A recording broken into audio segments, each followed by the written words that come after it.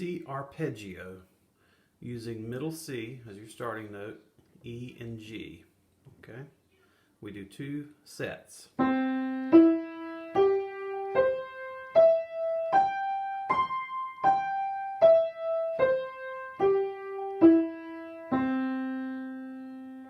So you're taking the notes of a major chord.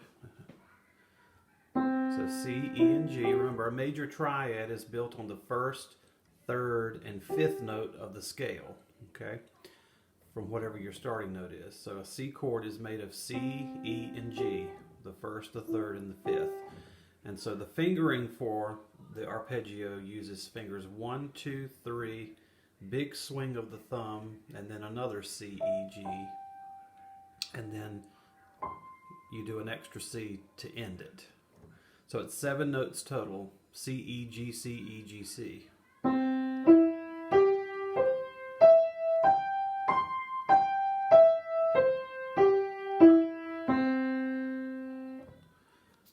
For the left hand,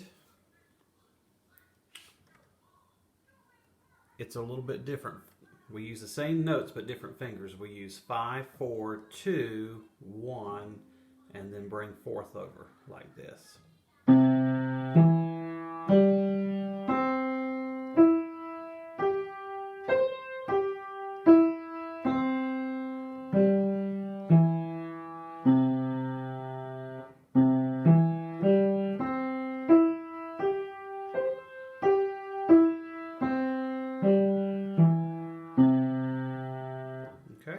So that's right hand and left hand, and then eventually you would do both at the same time, going up and then coming down. Do it really slow, and then you can increase your tempo and do it at all different kinds of speeds. So you'll, after you really master the pattern and get really comfortable with it, you can really go fast. Okay, but the fingering is what makes that happen. The G arpeggio is the same thing, same fingers. You're just using the notes of a G chord. So G, B, and D, which is the 1, the 3, and the 5 of G scale. Same fingers as the C one.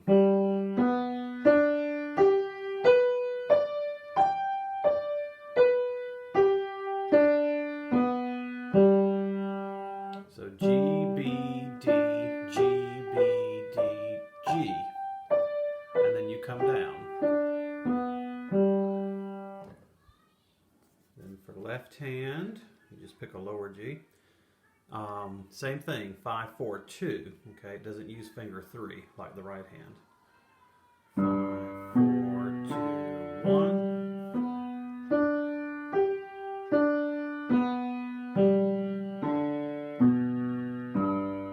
I'll do it one more time.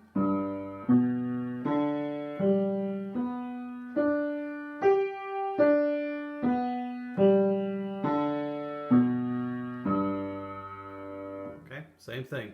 Learn it hands apart, then you put both patterns together in both hands at the same time. The D arpeggio. So in D major, we have to use an F sharp because that's the 3rd note of the D scale. So 1, 3, 5, D, F sharp, and A. Okay. Same finger patterns. 1, 2, 3, 1, 2, 3.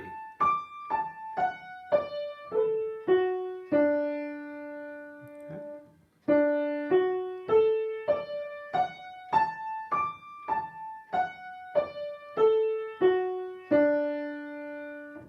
And then the left hand. Now, when you get to D arpeggio, the fingering for the left hand does change. It no longer uses 5 and 4 and 2 because of the black note that we have to use on the 2nd note. We can use 5, 3, 2. Okay, it's like this. So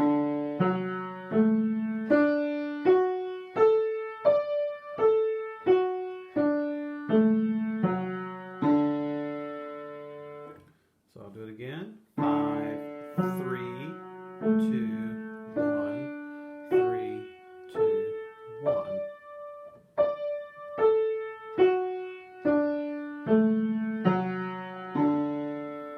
Okay, So the D arpeggio gets a little bit different. In the left-hand finger pattern, it does use finger 3 instead of finger 4, like the other two. A major is going to be the same thing for right hand. Now A major has a black key too, finger 3, because C sharp is in the A scale.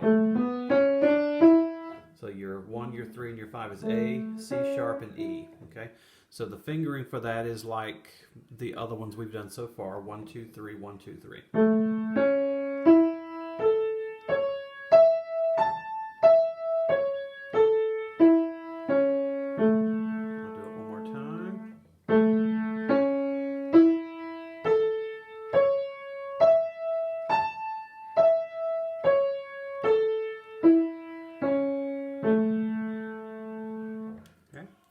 And then the left hand for A, same as the D one, we're going to use 5, 3, 2, 1, okay? I'll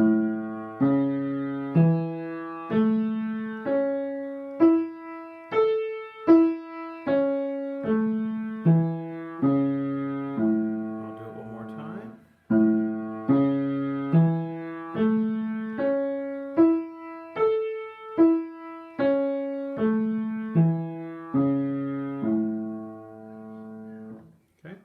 And then I'll do one more, which will be the E.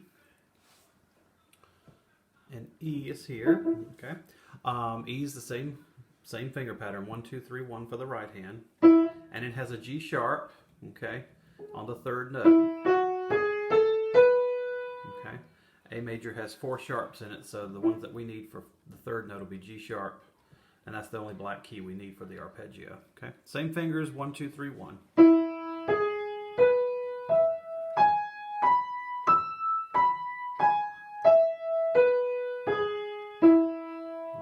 More.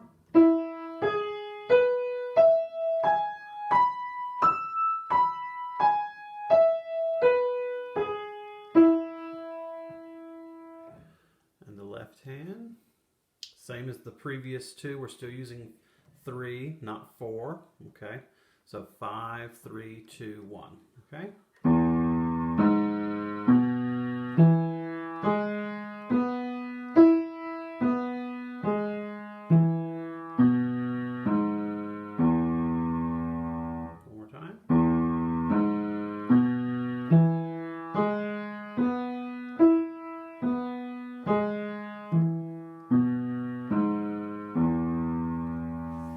And again, remember, when you're doing the second repetition of notes, you really have to use a lot of thumb, okay?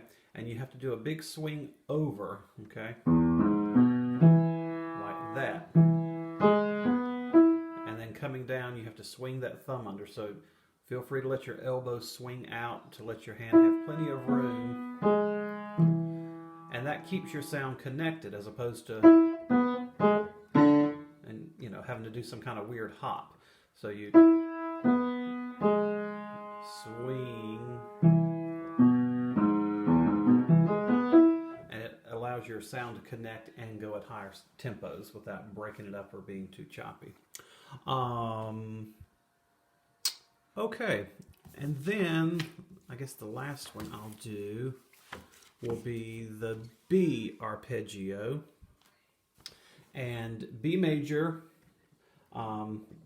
has 2 black keys in it for your 3rd and your 5th note, because if you play the B scale, you'll find that that is your 3 and your 5. 1, 2, 3, 4, 5. Okay, so it still uses 1, 2, 3 like the other ones for the right hand, but we have these 2 black keys, which is D sharp and F sharp.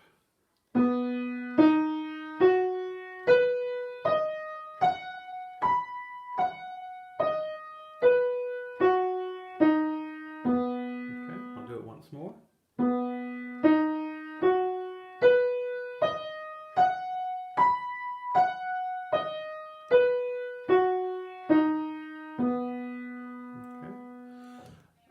For the left hand, 5, 3, 2, 1. Okay.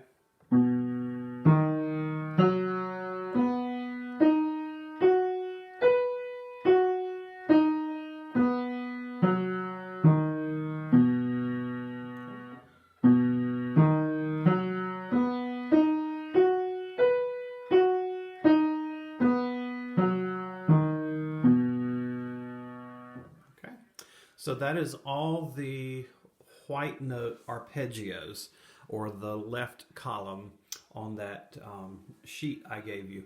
And I didn't do F. Sorry, there is one more, the F scale, or the F arpeggio. But it's the same thing. 1, 2, 3. It's all white keys.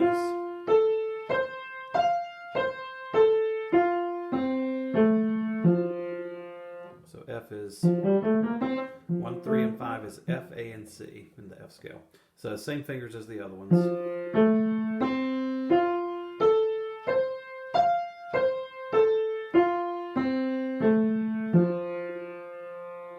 And then the left hand, the F scale does use the 4 like it did in the earliest ones, C and G, and using 5, 4, 2 instead of 5, 3, 1. Okay, so F does use that. In fact, C, G, and F are the 3 that use 5, 4, 2, 1 in the arpeggio. All the other ones are 5, 3, 2, and I'm talking about left hand. Okay, if you kind of compare the finger patterns. So C, G, and F are the ones in the left hand that use 5, 4, 2, 1. Okay.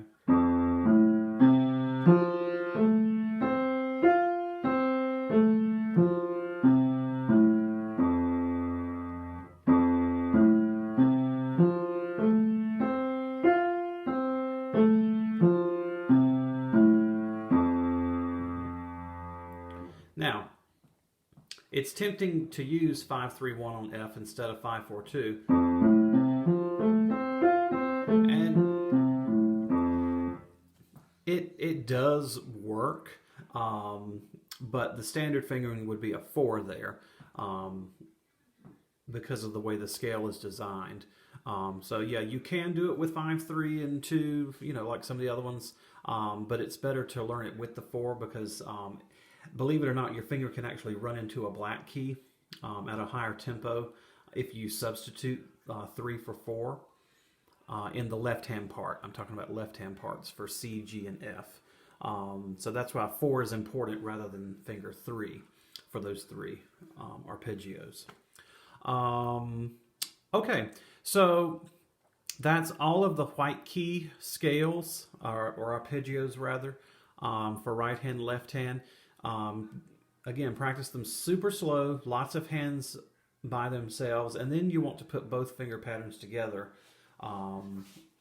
And, you know, reference the chart that I gave you for that, because that's going to kind of help guide you along the way. And go slow. It's not a race. You'll eventually be so comfortable with the patterns that, you know, you can practically do it with your eyes closed and do it at any speed or rhythm that you want. But, you know, really slow walking kind of tempo like I just demonstrated is really where the mastery of that starts. For the black key arpeggios, it's much the same thing. You'll notice on your chart that there are some, if I can get it in the camera here, there are some substitutions. So the ones in parentheses for all of the black key arpeggios does have alternate starting fingers. Most people don't use those. There are some exceptions if a person has an unusual hand size. But otherwise, you would begin on the main note. So like the finger underneath the parentheses is the traditional note. Anything in parentheses is an optional substitute starting finger or ending finger. So most of these will offer you finger 4. It's just weird to do finger 4 as a starting note. So 2 is more traditional. But they're the same thing as the white ones so far as what notes you use. You want to figure out your 1, your 3, and your 5 based on the scale name. So you want to figure out, like for B flat, what's the 3rd note and the 5th note of a B flat scale. So then you would come down here. So 1, 2, 3, 4, 5. And you don't have to play the whole scale because you just need to get up to the 5th note to figure out what your 1, 3, 5 is that the arpeggio is based on. Okay, so if you just get the first 5 notes of the scale, you'll know what your 3rd and your 5th note ought to be. Okay, and you can refer back up to the scale for that right above it on the sheet, so you can double check if it's supposed to be a black key or not. But anyway, it works the same way. Same thing for left hand. Some of these have the same fingerings, and then there's a couple of unusual ones, like B flat uses 3-2-1 in the left hand, whereas the other ones use 2-1-4. Okay, and there's one that starts with a pinky. G flat's the only one that actually starts with a pinky in the left hand. So yeah, these are kind of special in and of themselves, but same idea, same thing. Find the 3 notes and then just plug those fingers that they suggest in, and they're just as long as the other ones. So it's 7 notes for all arpeggios, 2 repetitions of 1, 3, and the 5, and then you put a final note on top, which is the same as the note you started with, like B flat, D, F, B flat, over and over, up and down. Anyway, I hope that that was somewhat helpful. I know it's a little weird, but just work with the white keys for a while, master those first, and then, you know, the black keys can be kind of later. The white ones will probably show up in your repertoire more than the black ones will for a while. But anyway, let me know if you have any questions, and we'll go from there. Enjoy working on your arpeggios and scales. Good technical stuff.